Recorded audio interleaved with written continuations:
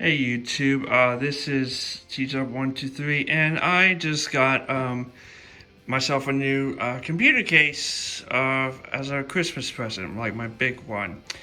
And I normally don't do these types of videos, but I thought I would just take you along for the ride of swapping this case with the actually, excuse the mess, with the Corsair 570X white. It is a see-through case with RGB fans. 3 of them are installed in the front. There's not one in the back, but we can just borrow it from that old case. I'll tell you more about that when we actually get that out of the box. Now, I don't know how much I'm going to be filming of this, truth be told, but what I am going to do is, where's my screwdriver? There it is. I'm just going to film some of it and just take you along for the ride. But first thing I want to do is first make sure I have my number 2 screwdriver and have something to drink because it's hot and sweaty in here, and I just have the can of compressed air just to test out components. I have a little bit of history with the case because originally this was a CyberPower PC that I also received for Christmas, and okay, here we go. Sorry, there's a Molex connector that kind of got stuck between closing the case and the side panel and this, but alright, going to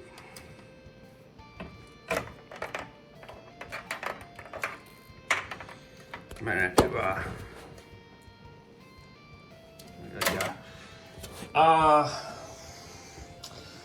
because originally this PC now on the inside is completely different than it was when I first got it back in 2011, I think it was, with only 2 things really remaining the same to this day, and that is this optical drive. Don't mind that noise. That's the standard DVD drive, and this case as a whole. And originally it came with the motherboard being a Gigabyte M2326, whatever it was, but it was a really old motherboard. But it also had a AMD FX 4100 at something gigahertz 3.4. I really don't remember, and 8 gigabytes of, I don't know what DDR3 I don't know if it was DDR3 or what, but it had 8 gigabytes of RAM. And the graphics card originally was a AMD Radeon HD 6670. Yeah, I don't believe it had a PCIe power cable. And speaking of power cable, the power supply was one of those cheap ass power supplies that had like 500 watts. And when I first upgraded to the GTX 960, that was also the time where I swapped out the power supply to an EVGA 500 watt, which I still have, and it's perfectly fine. But then, you know, I think it was one year Black Friday, I just, Newegg had some kind of deal going on, and I'm sorry, I'm trying to think. I got this motherboard, which is a Gigabyte B250M DS3H, which I know is now old by today's standards, but it still works fine. Doesn't have RGB, which might be a problem in the new case, but we'll get to that later. And the CPU is an Intel Core i5 7500, non-overclockable because, you know, stock cooler. And it's I believe it's 3.2 gigahertz, and 8 gigabytes of RAM. And then just recently I upgraded, both the old 500 watt power supply. It was an EVGA, it wasn't a bad power supply, but I wanted to spend my tax return money earlier this year on a GeForce RTX 2080. Not Ti, not just regular 2080. But that needed a higher end power supply, so I got the 650 G Plus. It would power supply from EVGA at the same time.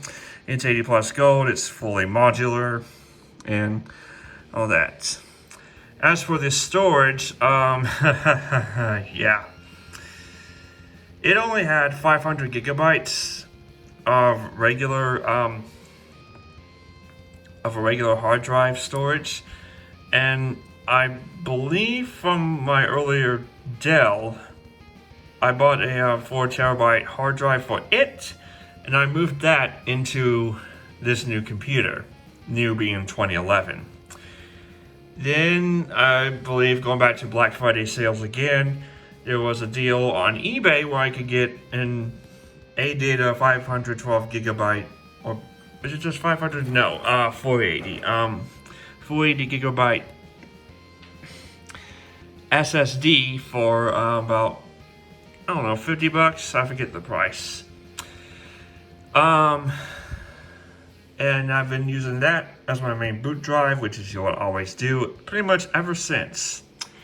The only problem is that there is no real way to mount this inside this case, so it's just kind of hanging out there.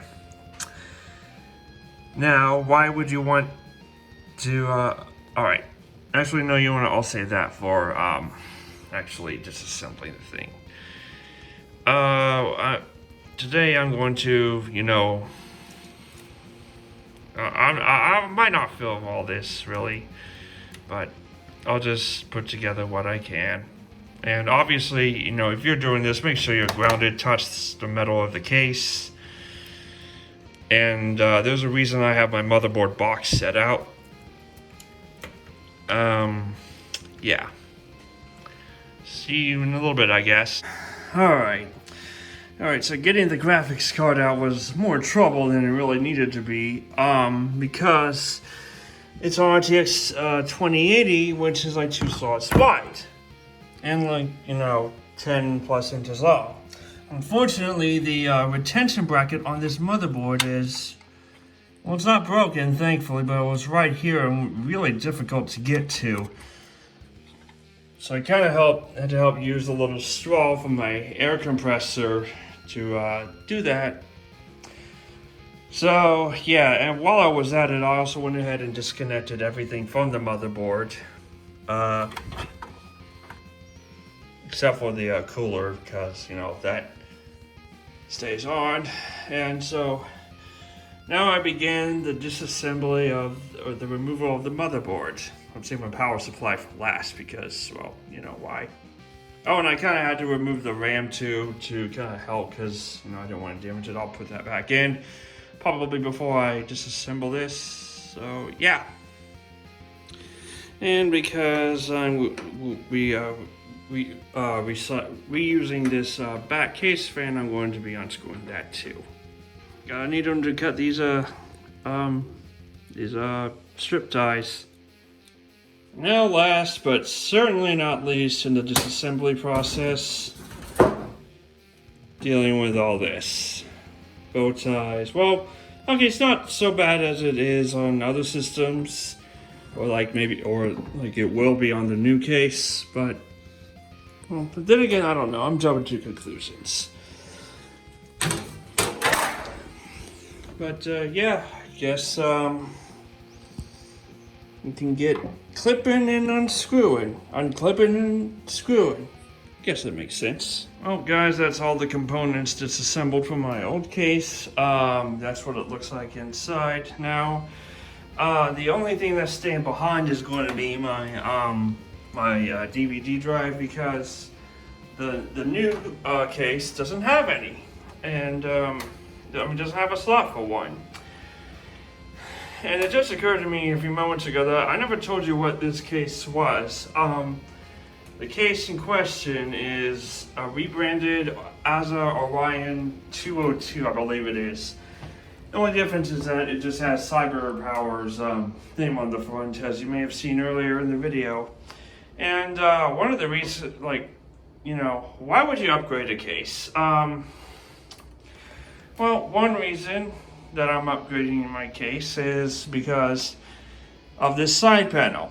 I hate having to fucking deal with it because of having to unplug this fan every time I open it to work on it. The second reason is because the front two USB ports, one of them's broken first of all, and they're both USB 2.0, which is ancient in today's standards, where everything's USB 3 or 3.1, 10, 2, whatever the fuck they decide to call it next. And the third reason is because, well, I have an RTX 2080 in there, and I know thermals, like, I'm not so much. Well, I just think it would be beneficial for my system to have better airflow, and I just don't think this cuts it. With that, you know, that one tiny ass fan in the front, which I might show later, I don't know. But there's a tiny fan in the front, and this side fan on the side panel, and that one that I just assembled from the back rear case fan that I'm going to be recycling. Or repurposing, I should say. And the fourth reason is because, well, RGB. Well, not only that, but because all the side panels these days are, you know, they're all see-through. This one is kind of, but again, the fan is blocking most of it. As well as all the RGB componentry inside most people's computers. My motherboard, the Gigabyte DS3H. It doesn't have an RGB header, but hopefully we can do something about that. I'll tell you more about the new case when we actually get to it. But the RTX 2080 over there does have RGB, which you have to download and control through EVGH, which is on X1 software, which, I don't know. Can be buggy, but, you know. It's the only reason I've ever downloaded it. I don't really like overclocking, but that means not only do I have to put more money, but add into better coolers, or water jets and everything, water cooling, blah, blah, blah. But it also means that, you know, I'd have to get comfortable with, or that means risk busting either my CPU or my motherboard or power supply, or what have you. But anyway, I want to get this back on, and I want to take a break, then we will get started putting all this shit into the new case. Okay, break time over. Long past over, really. It is time to unbox the CORSAIR Crystal 570X case in white with RGB. I'm not going to do it on video, but just, you know. Alright.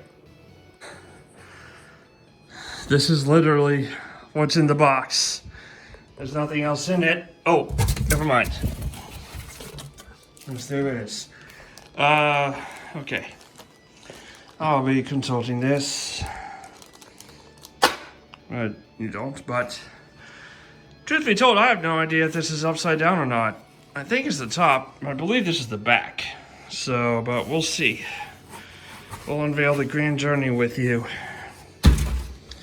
I have some space. Yeah, let's make some space.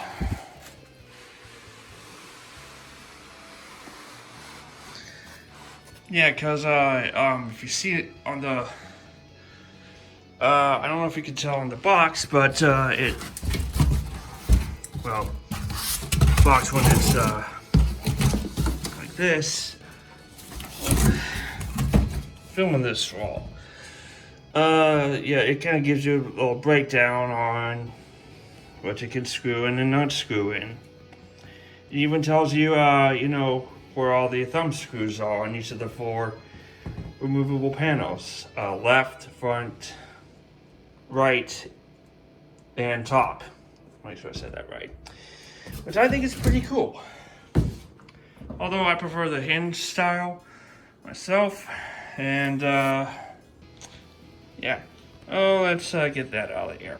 Alright, now that we got that bottom piece out of the way, let's see if I can do this one-handed. I don't think I'm going to be able to. Let's reveal it together. Oh god. This is somewhat embarrassing, but I can feel the what do we call it? The what am I stuttering today? I can feel the glass panel protection thing rattling around in there.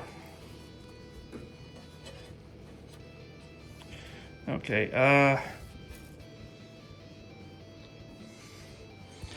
you know what, I'm just going to do this with 2 hands. Alright, now I managed to get this black piece, or black cover in where I could do this. Alright, 3, 2, 1.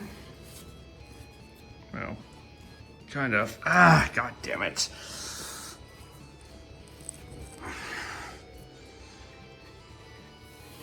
Two, 1. Well.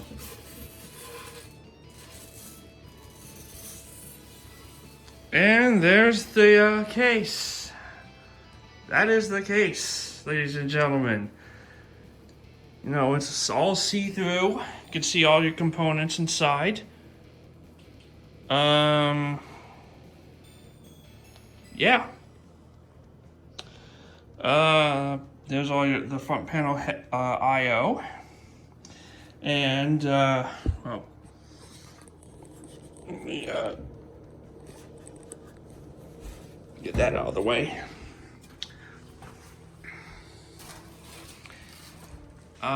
Let's take it around back. It looks a lot better in person than it does on camera. I will say that. There's the this blah blah blah. Not the accessories that we will be needing to get, and top, back. I don't know if I want to show you I want to see the bottom, but yeah, there's the front. There's all the RGB fans, and hey, where's the controller on this thing? Okay. And there's the I/O to USB 3. There's microphone, headphones. Yeah, this is from this perspective, by the way. I believe this is lighting control, timing, brightness. I don't know what that does, and that's the power button. Well, now I'm going to work on getting all this into here. So I'll see you guys when it's done, pretty much. Okay, I think I have to do some work. Seems like I have the standoff set up for ATX motherboards, but mine's micro ATX. So, is there a guide on here? I don't say much, but right, the motherboard isn't screwed in yet, but what I had to do was I had to move a couple of the standoffs because they were installed in the wrong locations. And and they were installed so goddamn tight that I had to go run over to my mother's and get a pair of pliers because I did not have one on hand. But now, I kind of run into a problem. There is no standoff hole for this position right here. Or, well, kind of is, but it's off-centered. Hopefully it won't be too much of a problem, but we'll see. And yeah, it has a whole bunch of screws, and yeah. Alright, I believe that's the motherboard properly installed this time. I had a little bit of trouble because at one point I got some of my screws mixed up and I was putting in the wrong ones, so yeah. Okay, I just installed the rear fan and it seems to slide up and down, but I'm not sure that it will be that big of a deal, honestly. Now we do the fun part, the power supply. Alright, power supply install finished.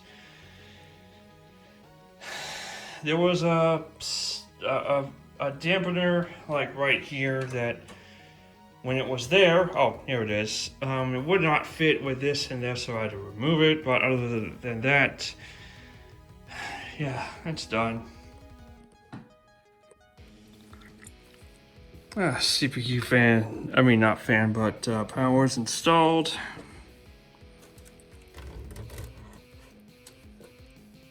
Hey, I'm sorry I didn't get to record that many videos of me doing the thing, but well, this build is kind of like on stop for right now. Like, I mean, it's in a working state, but let's watch what happens when I hit power. It boots into Windows, but I gotta talk to you about a couple of things.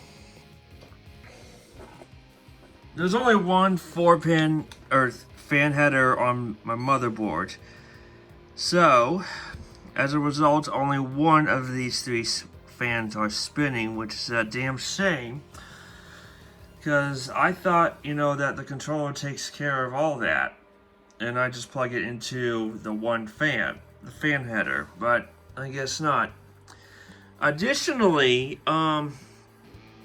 maybe I fucked something up with installing the fan, the rear fan, but it's running at full speed, and I know that that's what it does when you happen to plug it into Molex, but it didn't do that in my other case, so I'll have to work on it tomorrow and just get back with you then. So yeah. Oh, might as well play with the yeah, it's RGB. I'll mess with it tomorrow. So yeah, turn this off for now.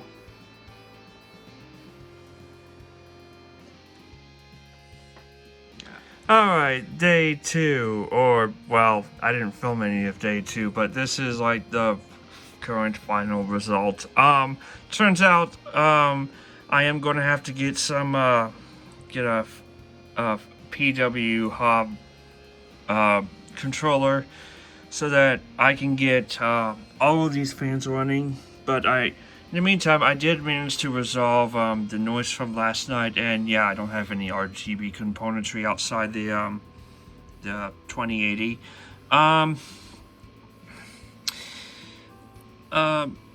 The cause of that loud sound last night was the fact that I had mounted my my rear fan incorrectly. I had it pulling air into the case. I had it mounted as an intake. I meant for it to be an outtake, so I had to, you know, unscrew that, turn it around, and then rescrew it. I guess I'll just have to deal with it being a little bit noisy because that's still running on SATA power.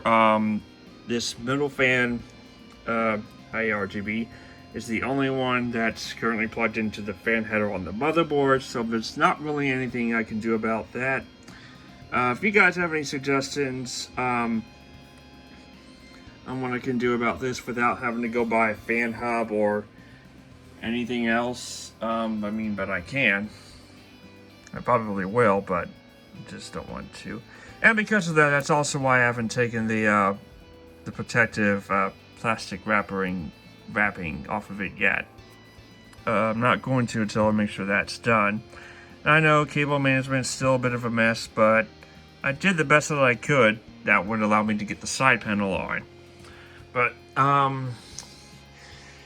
yeah, I apologize, like, you know, I hope this, like, This didn't mean to be an instructional how-to tutorial build, or how to put PC parts in a new case. If you want to learn more about that, go check out Paul's Hardware or Bitwit or Jay's 2 Cents if you want to learn more about that. Because that's mostly where I got all my information and advice from. Though, still got to deal with fans. But yeah, Corsair light is lighting up. So is the Corsair logo and the power LED. There's no reset button, no hard drive LED. And that's what the result of the right side looks like. At least, well, I don't think you can see it on camera, but at least as it stands right now. Because I am going to be revisiting this when I actually get an adapter. And are the 2080 fans running? No, they aren't. I wonder how much noise this is going to be when I actually load a game. It's already kind of noisy right now, but anyway, I know this isn't my usual content, but if you liked it, you know what to do. Subscribe, all that, and I will see you guys next time.